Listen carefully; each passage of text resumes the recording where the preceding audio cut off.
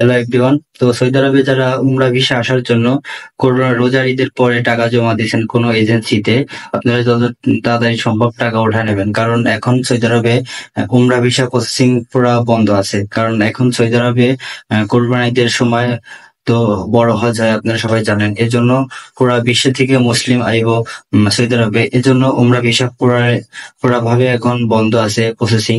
আপনার কোনো এজেন্সি যদি বলে যে আপনাকে আমি কোরবানি ঈদের আগে উমরা ভিসা করায় দেব, ফুললি ভাবে সে মিথ্যা কথা বলতেছে। কারণ সৌদি আরবের নিয়ম কানুন সম্পর্কে হয়তো আপনাদের কারোর ধারণা নাই। সৌদি আরবে একটা নিয়ম, যেটা বলবে সেটাই, কোনোভাবেই সে উমরা ভিসা আসতে পারবে না। কারণ সৌদি আরবে অনেক লোক আসে উমরা বড় হজ করার জন্য। এজন্য পুরা ভাবে এরা বন্ধ করে দেয় উমরা ভিসা।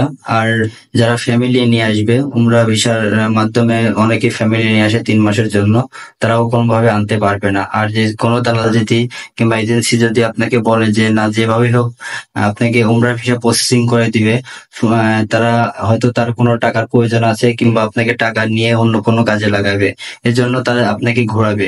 কোনোভাবেই সম্ভব না কোরবানির ঈদের আগে আপনাকে ভিসা উমরা ভিসা প্রসেসিং করে দিবে। যেহেতু আমি এই সৌদি আরবে আছি, সৌদি গ্যাজেট থেকে এটা প্রকাশিত হয়েছে যে কোনোভাবেই ভিসা দেবে না উমরা ভিসা এখন। তো রোজার ঈদের আগে হয়তো আপনারা টাকা আগেও দিছেন বা দিবেন, যারা দিবেন তারা অবশ্যই দিবেন না, কারণ এখন ভিসা কোনো লাভ হবে না। আর যারা টাকা জমা দিয়েছেন অবশ্যই টাকা উঠা নেবেন। কোরবানিদের পরে আবার সেম ভাবে ভিসা প্রসেসিং হবে উমরা ভিসা। তখন আসতে আপনি কোনো সমস্যা নেই, আপনি ভিসা প্রসেসিং করতে বেশি টাইম লাগবে না।